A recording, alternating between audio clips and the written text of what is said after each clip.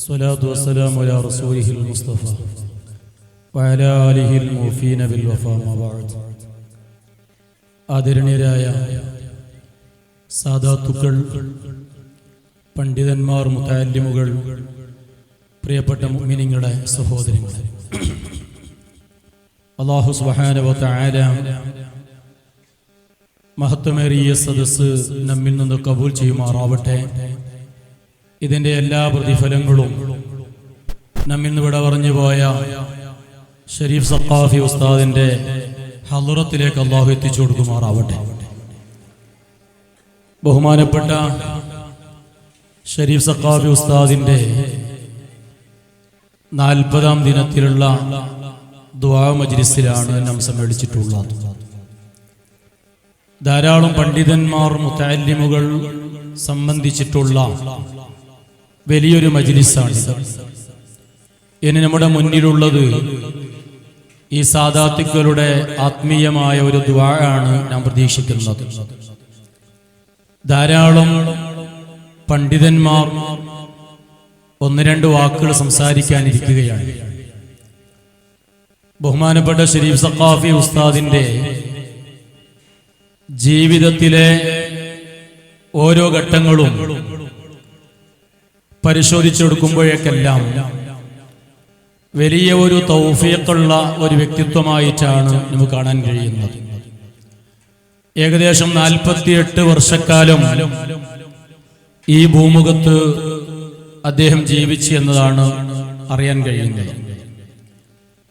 അതിൽ മിക്ക സമയവും 40ഓളം വർഷക്കാലം ഇൽമിയായ മേഖലയിൽ ആയുസ് ചെലവ് ചെയ്യാൻ സാധിച്ചു എന്നുള്ളതാണ്.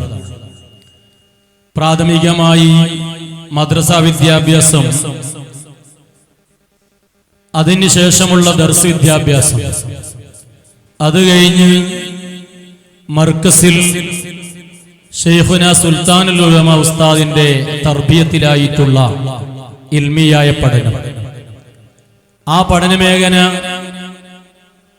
അവസാനിപ്പിച്ചുകൊണ്ട് അദ്ദേഹം ദീനിയായ ദഅവത്തിന്റെ മേഖലയിൽ പ്രവേശിച്ചു.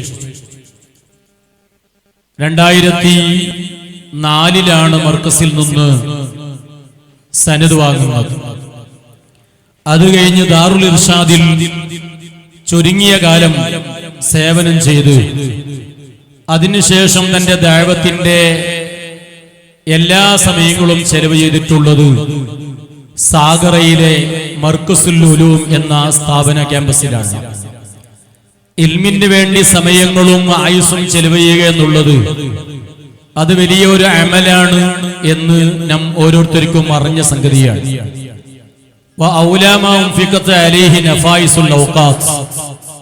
ഇൽമു കൊണ്ട് ശുഗലാവുക അത് ഏറ്റവും വലിയ ആരാധനയാണെന്നും അതിനു വേണ്ടി സമയങ്ങൾ ചെലവ് ചെയ്യുക എന്നുള്ളത് അത് വർണ്ണിക്കാൻ കഴിയാത്ത, വില നിശ്ചയിക്കാൻ കഴിയാത്ത ഒരു സമയം തന്നെയാണെന്ന് പണ്ഡിത മഹത്തുക്കൾ നമ്മെ പഠിപ്പിച്ചിട്ടുണ്ട്. അള്ളാഹുവിന്റെ വിളി വരുമ്പോഴേക്കെല്ലാം അവിടെ വയസ്സിന്റെ പരിധിയില്ല. അവിടുത്തെ ഏതൊരു വിഷയത്തിന്റെയും നോട്ടമില്ലാതെ അള്ളാഹുവിലേക്ക് മടങ്ങിപ്പോണ്ടവരാണ് എല്ലാ ജനങ്ങളും. അള്ളാഹുവിന്റെ തീരുമാനം ലോകത്ത് നടന്നുകൊണ്ടിരിക്കുകയാണ്. ആ തീരുമാനത്തിൽ പെട്ടതാണ് ഉസ്താദിന്റെ വഫാത്ത്.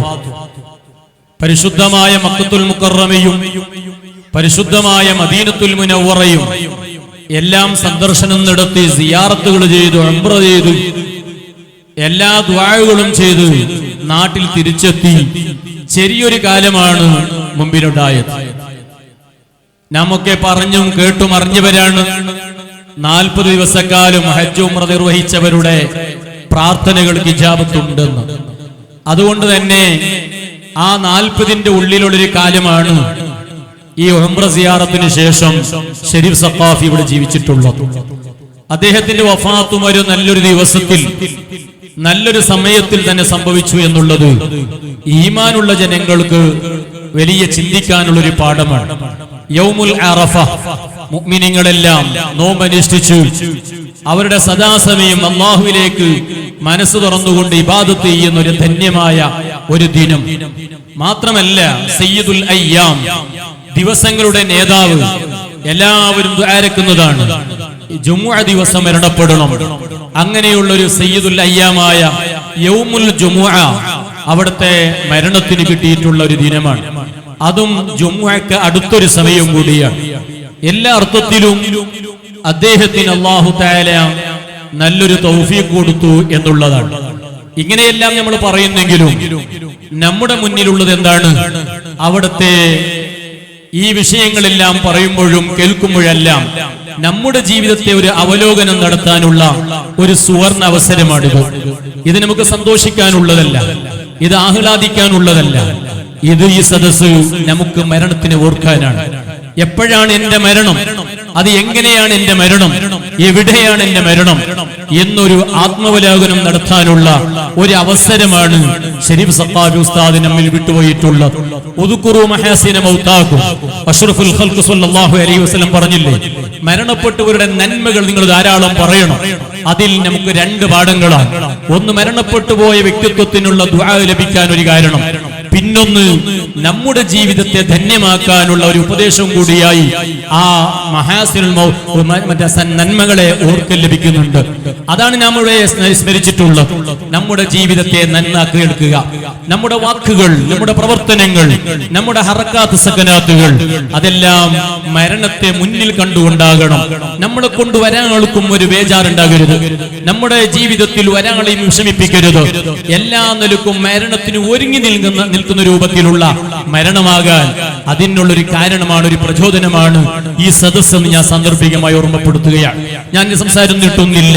ഉസ്താദിന്റെ ബർസഖിയായ ജീവിതത്തിലെ വിജയത്തിന് വേണ്ടിയുള്ള ദുആ മാത്രമാണ് ഈ സദസ്സ് മുഖേന ഈ കുടുംബങ്ങൾ ആഗ്രഹിക്കുന്നത്. ഇവിടെ നിരവധി സാദാത്യങ്ങളുണ്ട്, ആലിമീങ്ങളുണ്ട്, മുതഅല്ലിമീങ്ങളുണ്ട്. അവരെല്ലാം വിളിച്ചു വരുത്തിയിട്ട് അവരുടെ മുബാറക്കായ സമയം ഇവിടെ ചെലവ് ചെയ്തെന്തിനാണ്?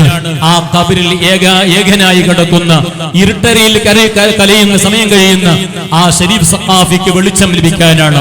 ഇവിടെ നൽകുന്ന ദാനങ്ങളും ധർമ്മങ്ങളും സ്വതക്കകളും എല്ലാം അവിടുത്തെ ഖബറിലേക്ക് ഒരു പ്രകാശമായി ലഭിക്കാനാണ്. അതിനുവേണ്ടി മാത്രമേ നാം ഒരുമിച്ച് കൂടിയിട്ടുള്ളൂ. അല്ലാഹുവേ, ഉസ്താദിന്റെ ഖബർ ജീവിതം ഈ വലിയ പ്രകാശപൂരിതമാക്കണം റഹ്മാനെ എന്ന് മാത്രം സാന്ദർഭികമായി ഓർമ്മപ്പെടുത്തി ഇനി ഒന്ന് രണ്ട് ഉപദേശങ്ങളൊക്കെ മഹത്തുക്കളായ ഉലമാ ഇവിടെ നൽകാനിരിക്കുന്നത് കൊണ്ട് ഞാൻ എന്റെ വാക്ക് ചുരുക്കട്ടെ. പ്രിയപ്പെട്ട സുഹൃത്തുക്കളെ, ശരീഫ് സഖാഫി ഉസ്താദ് എന്ന് പറയുമ്പോൾ നമുക്കും പ്രത്യേകമായി എനിക്കടക്കം വലിയൊരു ബന്ധമുള്ള വ്യക്തിത്വമാണ്. ഉസ്താദിന്റെ കൂടെയാണ് ശരീഫ് സഖാഫിയും ഞാനും ബഹുമാനപ്പെട്ട ശൈഖുന ഹൈദർ ഉസ്താദിന്റെ ദർസിൽ ഒന്നിച്ച് കുറെ കാലം പഠനം നടത്തി. അതിനുശേഷം മർക്കസിലും ഒന്നിച്ച് നമുക്ക് പഠനം നടത്താൻ കഴിഞ്ഞു. അതിനുശേഷം ശരീഫ് സഖാഫി ഞാൻ സേവനം ചെയ്യുന്ന അൽ മദീനത്തുൽ മുനവ്വറ മഹാനായ ടീച്ച് ഉസ്താദിന്റെ സ്വപ്നമായ ആ മഹത്തായ സ്ഥാപനം, അതിലും പ്രധാന കാര്യദർശിയായി ശരീഫ് സഖാഫി നമ്മോടൊപ്പം ഉണ്ടായിരുന്നു. അങ്ങനെയുള്ള എല്ലാ ബന്ധങ്ങളും വെച്ച് നോക്കുമ്പോൾ ആ അദ്ദേഹത്തെ കുറിച്ച് ഒന്ന് രണ്ട് വാക്ക് പറയാൻ അർഹനാണെന്ന് ചിന്തിച്ചുകൊണ്ടാണ് ഞാൻ സൂചിപ്പിച്ചിട്ടുള്ളത് എന്ന് സാന്ദർഭികമായി ഓർമ്മപ്പെടുത്തി.